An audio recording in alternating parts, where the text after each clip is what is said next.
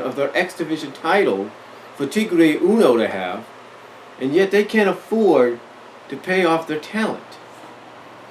Want to bet that they had to charge that maybe on the damn business credit card, which they're going to have to pay back, they're going to be put into debt with? Guarantee you that's one of the reasons they're behind on payments. Because they freaking charged to get that damn belt made when they didn't have to.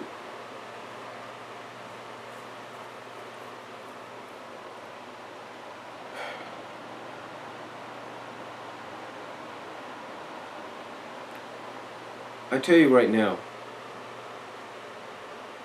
TNA, you are in denial.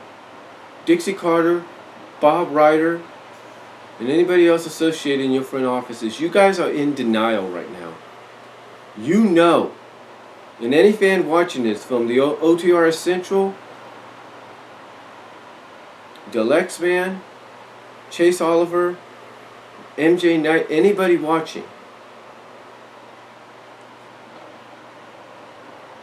Bill Apter, whoever is watching, everybody knows TNA, everybody knows Dixie, Bob, and anybody else in charge there, that you guys financially are not in a good state right now. You are on the verge of losing a television deal with Destination America a lot quicker than you did with Spike TV.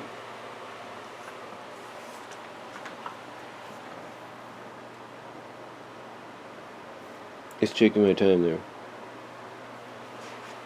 Like I said, you are on the verge of losing this a lot quicker than you did with Spike TV. And furthermore, you keep constantly coming out, almost immediately, when someone reports something going on, you try to deny it. Well, maybe if you had some actual proof that these reports were false, we'd believe you. But because I think anybody watching would agree, like I said in the first part of this two-part video, that it's just too ironic that you're suddenly making a deal to bring back Jeff Jarrett, the founder and owner of GFW Global Force Wrestling, who is going to be beginning the TV tapings the week of my birthday in Las Vegas, Nevada, who currently are on the Grand Slam tour.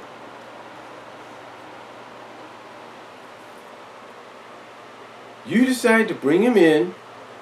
You decide to book him as the King of the Mountain, as the winner of the King of the Mountain match, and declare him the first ever King of the Mountain championship, by giving him a championship that you had rechristened 3 times over already.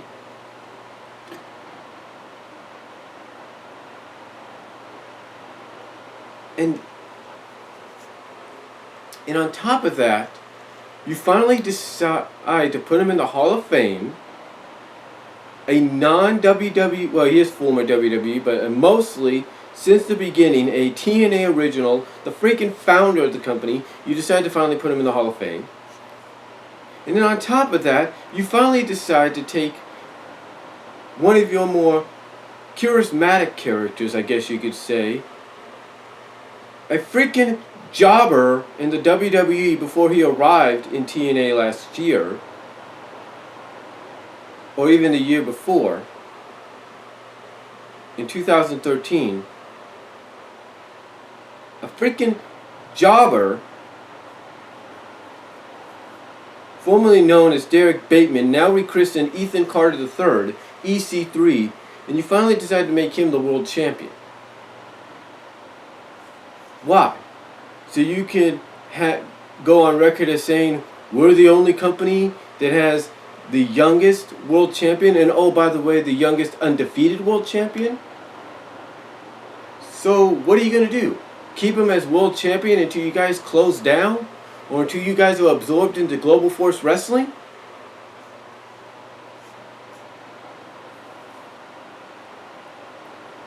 Dixie, Bob Ryder, and anybody else watching, you guys know that Dixie and Bob Ryder are in denial. Anybody working with them is in denial. And either they gotta... It's like an old saying... It's like an old saying goes. And God forgive me for saying this. You either shit or get off the pot.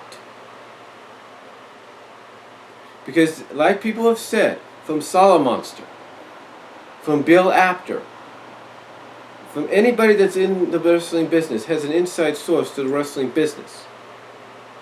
When they go out and they say, when there's smoke, there's fire, is usually an indication that something is up. You know, you came out last year and said, oh, we're fine with Spike TV. Spike TV and us are grand. Guess what happened? Spike TV canceled your ass. And now Destination America might be doing the same thing. So I implore you, TNA. I implore you, Dixie Carter. I implore you, Bob Ryder, and anybody else in charge. Look in the mirror. Do you really want to go out like this? Do you really want to go out as the proverbial liars that you are? Or do you want to go out with a clean slate, with an honest slate, and tell your roster, and tell your fans that have supported you, yes, financially we're not doing so well. Yes, there's a possibility we may not be in business by the end of the year. Yes, there's a possibility that we'll be merging with GFW to save the careers of some of our men and women in the company, as well as our production staff and announce team. So don't you think that would be more honest than just denying it and denying it? Don't you want to go out with an honest, clean slate? Tell your superstars, your wrestlers, your knockouts the truth. Don't hide anything from them anymore, Dixie, Bob. It's all we're saying. It's all me and anybody else is asking of you. Stop being in denial. Look in the mirror. Tell yourself, I've got to be big about this. I've got to go tell everybody the truth. I can't lie anymore. So Dixie, Bob, I implore you, on behalf of any wrestling fan that actually supports your company and on occasions will watch it, please do the right thing and tell the truth. Because everything just seems too everything that's going on right now, from your tapings and Slammiversary and everything, and this thing with GFW, it's just too ironic and too coincidental. Be truthful, guys. That's all we're asking. Anybody else watching this, you let me know what you think about what I've had to say in this 2-part video, and I'll talk to y'all later. But Dixie, Carter, Bob Ryder, on behalf of every fan, I implore you, start telling the truth and stop lying. That's all we're asking.